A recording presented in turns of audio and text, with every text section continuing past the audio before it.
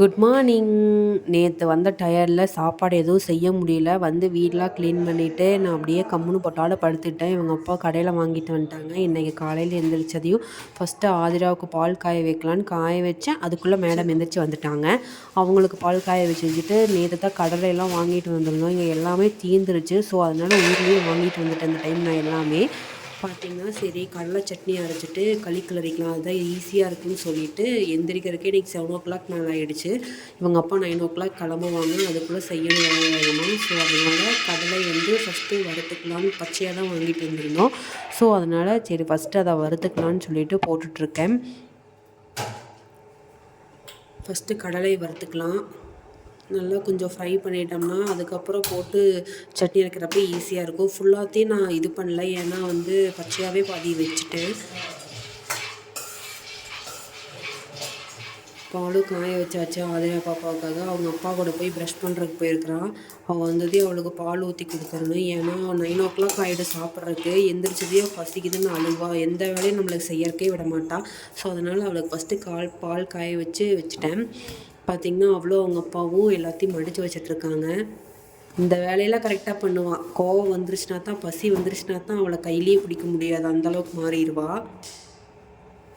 பாருங்கள் எப்படி சமத்து பிள்ளையாக வேலை செஞ்சிட்ருக்கா. இந்த பிள்ளையா குறும்பு பண்ணுறதுன்னு சொல்லுவாங்க, அந்தளவுக்கு வேலை செய்வாள்.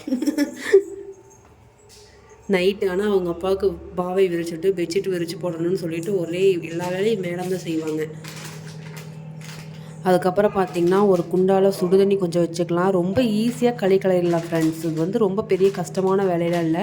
நம்மளுக்கு எவ்வளோ வேணுமோ, இப்போ நம்ம 1 கப்பு மாவு எடுக்கிறோன்னா அதுக்கு 2 கப் தண்ணி வந்து ஒரு குண்டால் ஊற்றி அதை வந்து லைட்டாக கை உள்ளே விடுற சூடு அளவுக்கு காய வச்சுட்டு அதுக்கப்புறம் இந்த மாதிரி 1 கப் மாவை கொட்டி நல்லா கையை விட்டு கிளறி விட்டுக்கலாம்.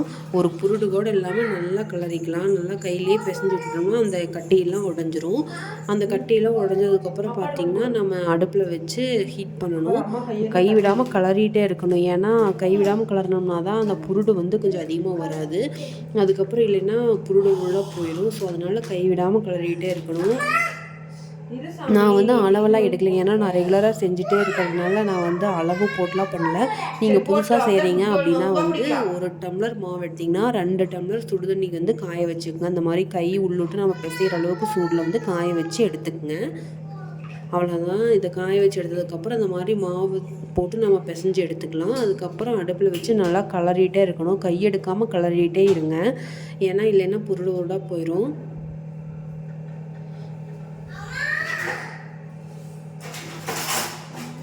அதுக்குள்ளே பாப்பா வந்து அது இதுன்னு ரோலாயம் பண்ணிகிட்டு இருந்தா.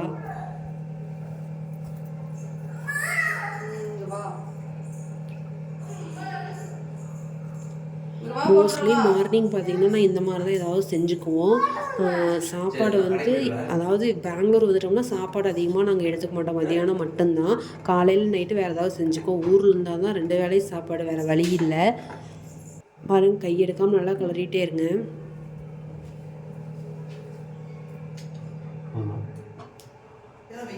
ஆதிரா அவங்க அப்பா வந்து அவளுக்கு பால் காய வச்சுட்டேன். அவங்க கொடுத்துட்ருந்தாங்க. இந்த மாதிரி சின்ன சின்ன ஹெல்ப்லாம் பண்ணால் தான் நம்ம வந்து குழந்தைய வச்சுட்டு தனியாக மேனேஜ் பண்ண முடியும். இந்த மாதிரி தண்ணி வந்து நல்லா சுண்டிடும். அதுக்கப்புறம் பார்த்திங்கன்னா இந்த மாதிரி நல்லா எடுத்து கீழே வச்சு இப்படி கிளறி விட்டுக்குங்க. ஏன்னா அந்த கொஞ்சம் கொஞ்சம் கட்டி இருந்தாலும் நம்ம கலர்றதெல்லாம் அது இதாயிரும். அதனால் அந்த மாதிரி கிளறிட்டு அதுக்கப்புறம் ஒரு குக்கரில் தண்ணி ஊற்றி வச்சுக்கோங்க. தண்ணி சூடாகும் போது உள்ளே இந்த மாதிரி நம்ம ஸ்டாண்டை வச்சுட்டு அதுக்கப்புறம் மேலே வந்து நம்ம பூசி வச்சிடலாம். களி பூசி வச்சுட்டு ஒரு தட்டத்தை வச்சு மூடி வச்சுட்டு அதுக்கப்புறம் மூடி போட்டு க்ளோஸ் பண்ணி வச்சுருங்க.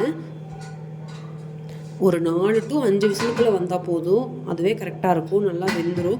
ரொம்ப ஈஸியாக செஞ்சிடலாம் friends. First time second time செய்கிறப்ப தான் கொஞ்சம் கஷ்டமாக இருக்கும். அதாவது கரெக்டாக வராது. பழகிட்டோம்னா ரொம்ப ஈஸியாக இருக்கும். கொஞ்சம் கடலை வறுத்து வச்சிட்டேன். அதை வந்து ரொம்ப அதிகமாக இருக்கிறதுனால ஒரு சம்பளத்தில் போட்டு வச்சிடலான்னு சொல்லிட்டு போட்டு வச்சிட்டேன். தேவையான அளவுக்கு மட்டும் எடுத்து யூஸ் பண்ணிக்கலான்னு. இப்போ வந்து வெங்காயம் கட் பண்ணுறேன். வெங்காயம் கம்மியாக போட்டால் போதும். வெங்காயம் தக்காளி 2மே நான் ஆட் பண்ணுவேன், ஏன்னா அப்போ தான் கொஞ்சம் நல்லாயிருக்கும். சில பேர் வந்து வெறும் கடலை மட்டும், கடலை, புளி, உப்பு, மிளகாய் மட்டும் போட்டு பண்ணுவாங்க. அந்த டேஸ்ட்டை விட எனக்கு இந்த டேஸ்ட் தான் பிடிக்கும். ஸோ அதனால் நான் இப்படி தான் செய்வேன். ஒரு சின்ன தக்காளி, கொஞ்சமாக கடலை, ஒரு சின்ன தக்காளி, கொஞ்சமாக வெங்காயம் போட்டுக்கலாம். அதுக்கப்புறம் பார்த்திங்கன்னா கொஞ்சம் ஜீரகம், கொஞ்சமாக பச்சை கடலைப்பருப்பு, இந்த 4 மட்டும் ஆட் பண்ணிக்கலாம், வேறு எதுவும் நான் ஆட் பண்ண மாட்டேன். அதுக்கப்புறம் மிளகாய், புளி, உப்பு, அவ்வளோதான். தேங்காயும் போட மாட்டேன். தேங்காய் போட்டாலும் கொஞ்சம் தரிசாக இருக்கிற மாதிரி ஃபீல் ஆகும். ஸோ அதனால் நான் தேங்காயும் அவாய்ட் பண்ணிடுவேன்.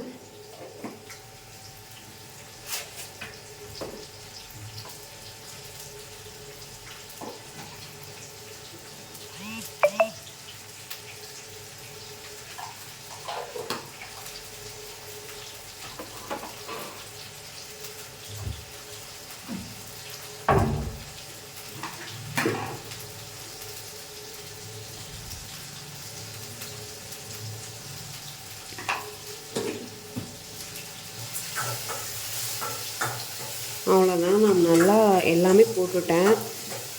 வதக்கிக்கலாம். பார்த்திங்கன்னா இந்த மாதிரி தான் இருக்கும். அதுக்கப்புறம் அதை வணங்கி வச்சுட்டு ஆதிராவும் உங்கள் அப்பாவும் ஃப்ரூட்ஸு காய்கறிலாம் எல்லாம் வாங்குறதுக்கு போயிட்டாங்க. அந்த கேப்பில் நான் அப்படியே கூட்டிட்டேன்.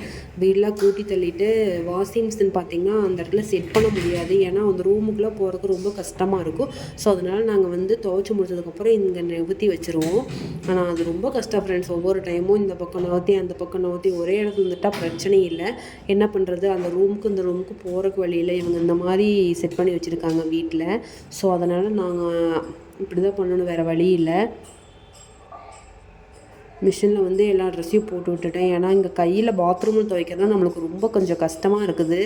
நம்ம எப்போவுமே அங்கேயே ஊரில் வந்து கல்லிலே துவைச்சி பழகிட்டு இங்கே வந்து பாத்ரூமில் துவைக்கிறனா ரொம்ப கஷ்டமாக இருக்குது. அதனால் மோஸ்ட்லி வந்து நான் மிஷின்லேயே போட்டுருவேன். ஆதியாவது ரொம்ப அழுக்காக இருந்துச்சுன்னா, இவங்க அப்பாவது ரொம்ப அழுக்காக இருந்துச்சுன்னா மட்டும்தான் கையில் வாஷ் பண்ணுவேன். இல்லைன்னா எல்லாமே மிஷின்லேயே போட்டு விட்ருவேன். பார்த்திங்கன்னா இது கீழெல்லாம் காயப்பட முடியாது. மேலே 4வது ஃப்ளோர் போகணும், அங்கே போய் தான் காயப்படணும். கிட்டத்தட்ட மேலே ஏறுறதுக்கு ஒரு 60 இருக்கும், கீழே இறங்குறதுக்கு ஒரு 120 படிக்கு மேலே ஏறணும் இறங்கணும். ஆதிராவே கூட்டிகிட்டு போயிட்டு வரதுனா ரொம்ப கஷ்டம். அப்புறம் என்ன பண்ணுறது, வேறு வழி இல்லை. சீக்கிரம் காஞ்சிரும். கீழெல்லாம் போட்டோம்னா சீக்கிரம் காயாது. ஸோ அதனால் மேலேயே கொண்டு போய் டெய்லி போட்டு வந்துடுவோம்.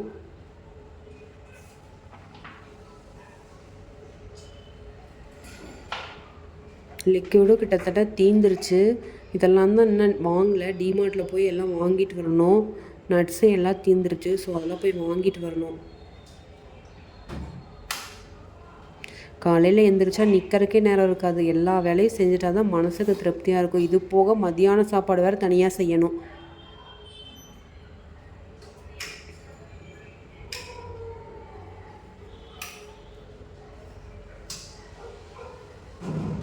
குக்கர் வந்து விசில் அடங்கிருச்சு. 4 விசில் விட்டுருந்தேன் நான். இப்போ பாருங்கள், நீக்கி பார்க்கலாம் எப்படி வந்திருக்குதுன்னு.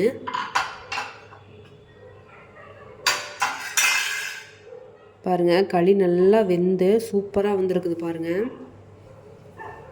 அவ்வளோதான், ரொம்ப ஈஸியாக செஞ்சிடலாம், ரொம்ப ஹெல்த்தியானதும் கூட. பாருங்கள் களி எவ்வளோ சூப்பராக வந்திருக்குதுன்னு பாருங்கள். கொஞ்சம் கூட அந்த கட்டியே இருக்காது. ஒரு டைம் நீங்களும் ட்ரை பண்ணி பாருங்கள் ஃப்ரெண்ட்ஸ். உண்மையாலுமே அதுக்கப்புறம் சரி எல்லாத்தையும் கையோடு விளக்கி வச்சிடலாம். எப்போவுமே சிங்கில் பாத்திரம் நான் போட்டே வைக்க மாட்டேன். ஏன்னா அது ரொம்ப லேட் ஆகிடும், அப்புறம் விளக்குறதுக்கு ரொம்ப கஷ்டமாயிரும். ஸோ அதனால் கையோடு எல்லாத்தையும் கழுவி வச்சுருவோம் அப்பப்போ. அப்போ தான் எனக்கு ரொம்ப ஈஸியாக இருக்கும். இப்போ அதுக்கு வந்து கடலைக்கு வந்து புளியும் உப்பு மட்டும் ஆட் பண்ணிட்டேன் கடைசியில். அதுக்கப்புறம் நம்ம அரைச்சிக்கலாம். 2 பேரும் கடைக்கு போயிட்டு வந்துட்டாங்க.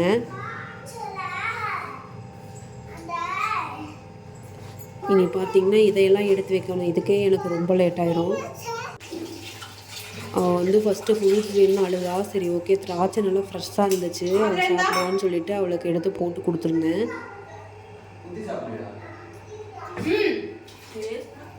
அதுக்கப்புறம் நான் வந்து கழுவுனது பிடிக்காமல் இவங்க அப்பா வந்து தனியாக ஆரோ வாட்டரில் வந்து கழுவி கொடுத்துட்ருக்குறாங்க. ஏன்னா பைப் தண்ணியில் வந்து பிள்ளை கழுவி கொடுக்கக்கூடாதாம்மா.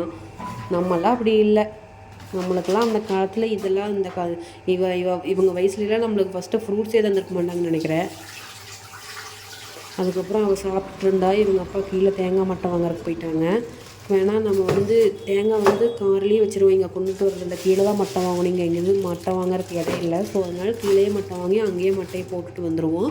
இப்போ காயெல்லாம் நான் எடுத்து வச்சுட்டேன். அதுக்கப்புறம் சாப்பாடும் ரெடி ஆகிடுச்சு. இவங்க அப்பாவுக்கு டைம் ஆகிடுச்சு. ஸோ அதனால் களி போட்டு கொஞ்சமாக சட்னி வச்சு கொடுத்தாச்சு. அவ்வளோதான். இவங்க அப்பாவும் ஆஃபீஸ் கிளம்பிட்டாங்கன்னா அடுத்து நம்ம வேலையை பார்க்க வேண்டியதான். இன்றைக்கி வந்து சாட்டர்டே தான், ஸோ மத்தியானம் வந்துடுவாங்க. அதனால இன்னும் லஞ்ச் நான் ரெடி பண்ணல. அதுக்கப்புறம் பார்த்தீங்கன்னா இவங்க அப்பாவை அனுப்பிச்சி விட்டுட்டு நானும் அதில் ட்ரெஸ் எல்லாம் கொண்டு மேலே காய போட்டு வரலான்னு சொல்லிட்டு நான் எடுத்துகிட்ருக்கேன். இவள் வந்து ரோலாய் பண்ணிகிட்டு இருக்கிறா, எனக்கு அது வேணும் இது வேணும்னு கேட்டுகிட்டே தான் இருப்பாள். இவளை கூட்டிகிட்டு போய் மேலே கூட்டிகிட்டு போய் ட்ரெஸ்ஸை காய போட்டு கீழே கூட்டிகிட்டு வரக்குள்ள எனக்கு போதும் ஆயிரு. என்ன பண்ணுறது, வேறு வழியில் செஞ்சு தான் ஆகணும். மேலே கூடி ட்ரெஸ்ஸை காய போட்டுட்டு வந்துட்டு மதியானம் லஞ்ச் ரெடி பண்ணணும். அவ்வளோதான் என்னோடய மார்னிங் ரொட்டீன். இந்த வீடியோ பிடிச்சிருந்துச்சுன்னா லைக் பண்ணுங்கள், ஷேர் பண்ணுங்கள், கண்டிப்பாக சப்ஸ்கிரைப் பண்ணிடுங்க ஃப்ரெண்ட்ஸ். வேறு ஒரு நல்ல வீடியோவில் மீட் பண்ணலாம். பாய்.